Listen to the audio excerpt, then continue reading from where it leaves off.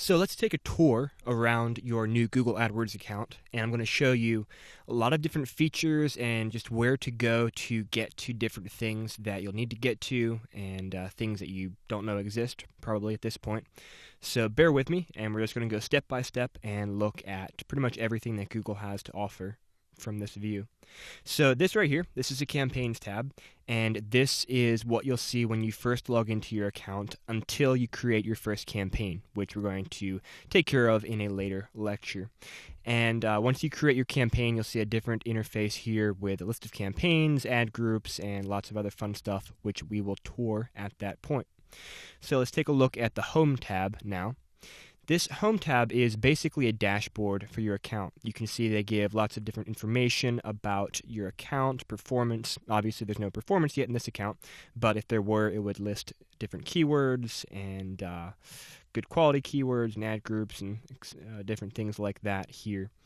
Personally, I don't have a lot of use for this tab. I prefer to just dive into the Campaigns tab and look at the data in there. But if you find this page helpful for you, then use it as best you can. So we looked at the Campaigns tab already, and this is where you'll spend the majority of your time when you're managing your AdWords account. Then let's take a look at the Opportunities tab. This tab will also not have any opportunities right now because we have not started running any campaigns. But once you start running campaigns, Google will give you some automated recommendations here. So for example, it might recommend that you raise your budget in a specific campaign, or that you add these keywords which it thinks is relevant, or that you add ad extensions. It can be a helpful tool to find things that you may have missed when setting up the account, or just get some automated recommendations. Definitely take everything with a grain of salt because it's all automated and Google does not know your strategy in the way that you know. Let's take a look at the Reports tab. This is really a very robust reporting area. And there are lots of different ways to view data in the Campaigns tab. Once you create a campaign, you can see most of your performance data there as far as number of impressions, number of clicks, click-through rate, lots of different fun metrics.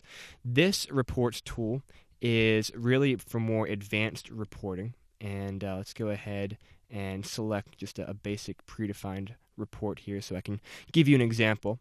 You can see here on the left you have lots of different metrics, and it's a drag and drop system, so you drag and drop different metrics or dimensions over here, and then you can view data, you can make tables and graphs and do all sorts of great stuff using this tool.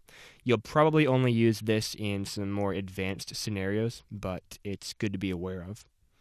Next, we'll look at the Tools tab, and we've got several different options here. First, we have Change History, which is quite straightforward. It's a list of all the changes that you make to your account, along with the date and time that you made the change and the email address of the user who made the change. So it's very helpful if you have multiple users working in the same account. You can see what other people are doing.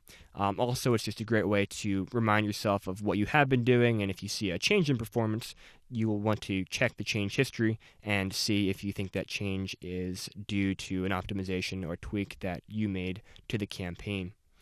One interesting note, kind of a side note here, if you ever work with Google directly and Google makes any changes on your behalf, those changes that they make will not show up in this report. It probably won't apply to you, but it's just something interesting to be aware of. Next, let's look under Tools at the Conversions tab. And this is a very important tab, especially during setup. And I will show you exactly how to set up all the conversions you'll need and what that looks like. But you can see here, this is just the default setting, and we can create new conversions from here.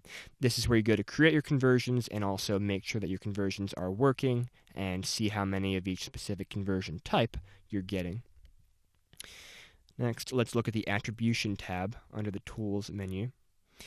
This is another one of the reports that I don't use very frequently, and that's mostly because I rely on Google Analytics to give me a lot of this same data and in a more easy-to-use fashion. But this report tells you some interesting information about where in the conversion funnel somebody was when they interacted with your ad, Or so, for example, maybe someone saw your ad on one day, clicked on it, visited your website, and then came back another day, did another search, clicked on your ad again, went to your website, and made a conversion.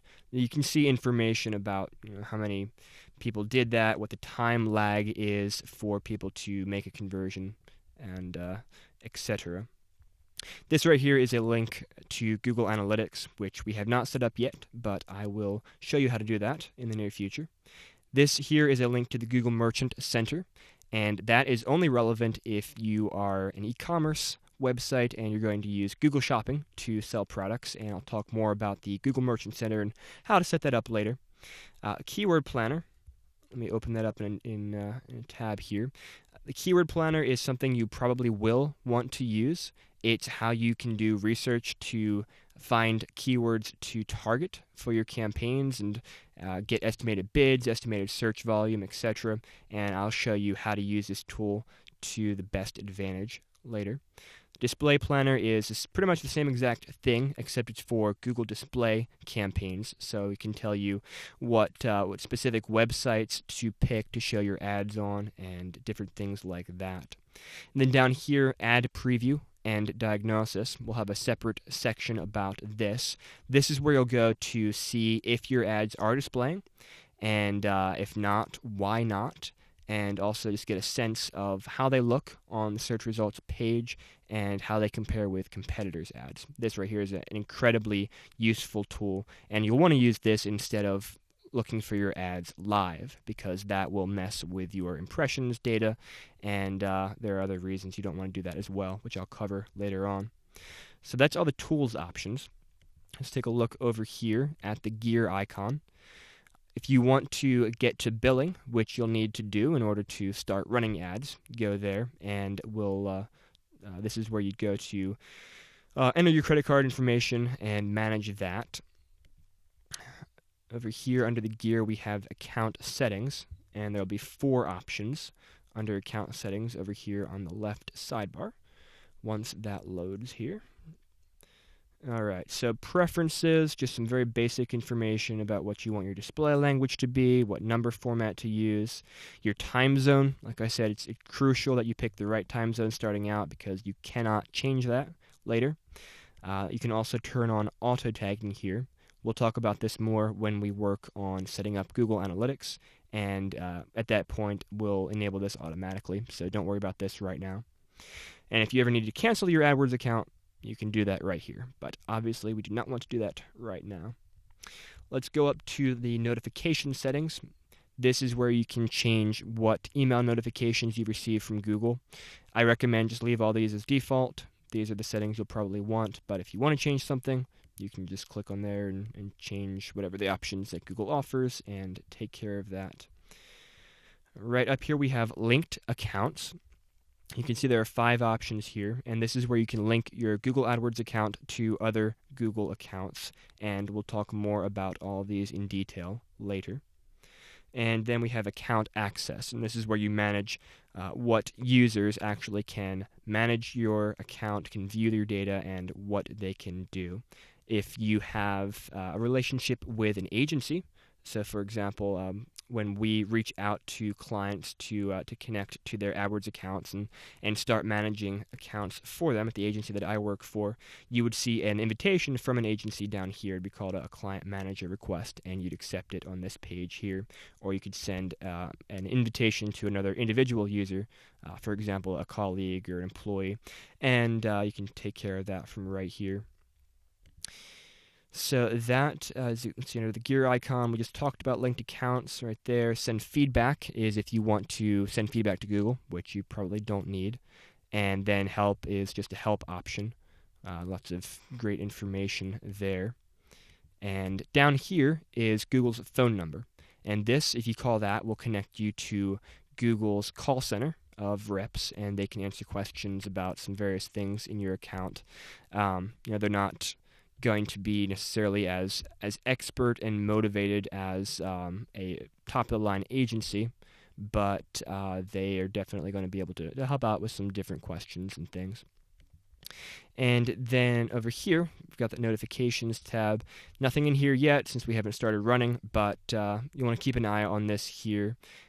It will give you some important information. So, for example, if you have an issue with your billing, or maybe there's an opportunity that Google wants to point out to you, or maybe you have negative keywords conflicting with positive keywords, those are some of the examples of things that would show up in this notifications bar here.